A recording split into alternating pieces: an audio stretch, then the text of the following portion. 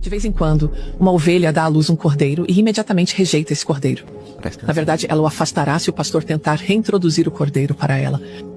Então o pastor tem que intervir, eles os chamam de cordeiros rejeitados. E se ele não intervir, aquele pequeno morrerá, não de fome, mas de um espírito quebrado. Então ele leva o cordeiro para sua casa e o mantém aquecido perto do fogo e o alimenta com uma mamadeira. E em algum momento durante o dia, ele pega aquele pequeno cordeiro e o segura perto do peito e fala com ele. E uma vez que o cordeiro está forte e capaz de voltar ao rebanho, ele o coloca de volta com o rebanho. Mas eu pude ver isso, o que eu simplesmente adorei, pela manhã. Quando o pastor sai e fica na beira do campo e chama ovelhas, ovelhas, ovelhas, os cadres primeiros a correr para ele são os cordeiros rejeitados porque eles conhecem sua voz. Não é que ele os ame mais do que os outros, mas eles o conhecem e confiam nele. E eu serei um cordeiro rejeitado pelo resto da minha vida. E não é como se Jesus amasse seus cordeiros rejeitados mais do que os outros. É justamente no nosso pior momento, quando estamos mais quebrados, quando estamos mais sem esperança. O pastor veio, nos pegou e nos segurou perto, e ouvimos sua voz e nunca, jamais, deixaremos seu lado.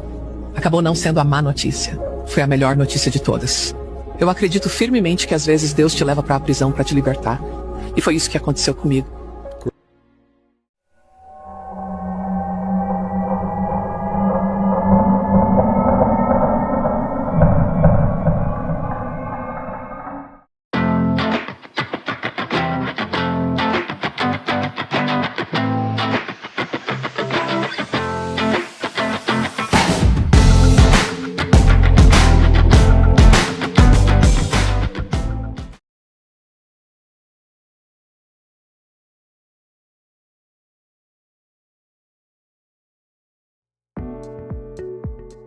Sete vacas gordas, 7 vacas magras Stamp.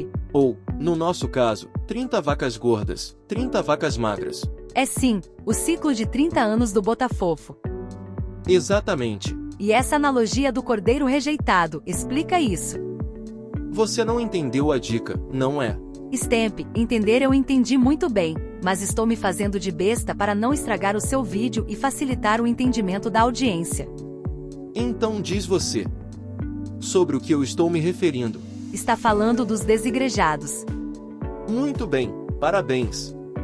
Ganhou 7 estrelinhas. O cordeiro rejeitado são as pessoas que estão fora das religiões por algum motivo.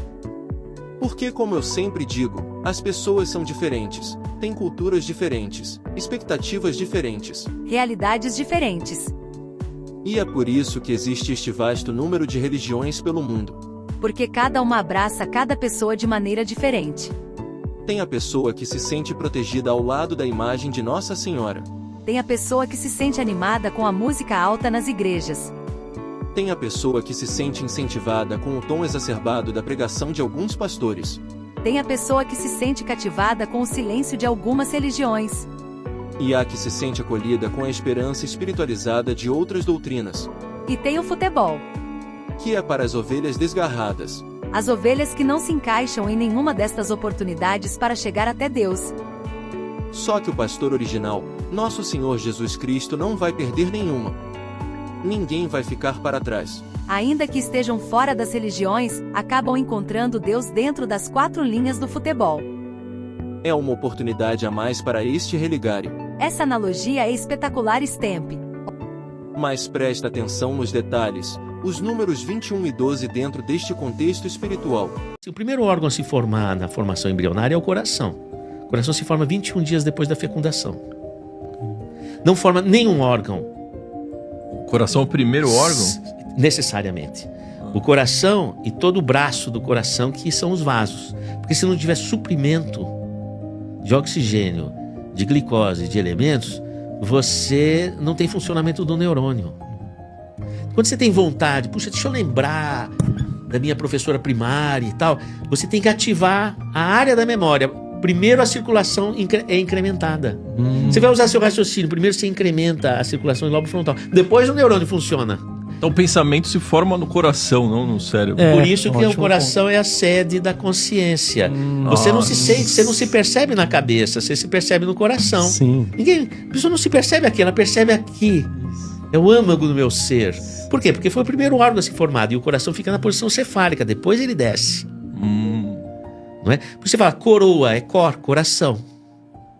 Coronário é coração. Não é? Decor é de coração. Recordar. Cordes é coração. Caramba. É retomar a consciência. Olha que interessante. Vai vendo.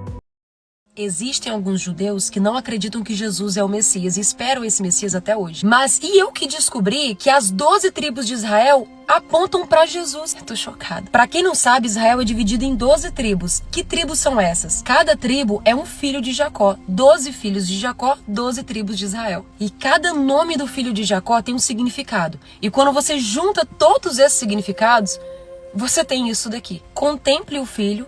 A ele eu vi, louvai aquele que julga e peleja com justiça, acompanhado por seu exército de bem-aventurados, que receberam o galardão e recompensa, com ele habitarão, serão justificados, não se lembrarão das coisas passadas, e serão fruto do filho que esteve à direita do Pai.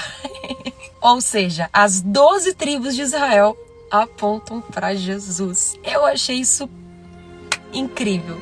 E se você gosta de conteúdos assim, curiosidades bíblicas, me siga para mais vídeos como esse. Um beijo e Deus te abençoe.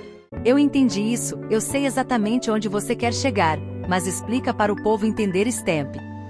Na final da Libertadores, em que nós fomos caprichosamente o 12º clube brasileiro a alcançar este título, o destaque foi o Júnior Santos. Que é Santos.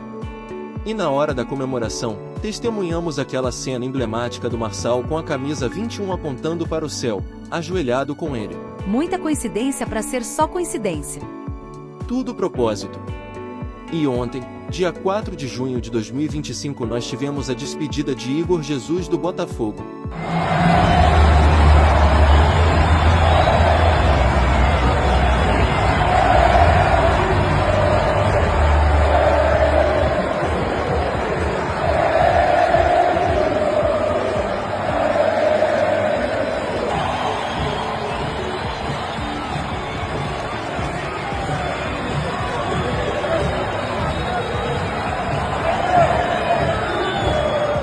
Igor, que é Jesus, se despedindo do clube da estrela solitária, que segundo o livro de Apocalipse é Jesus.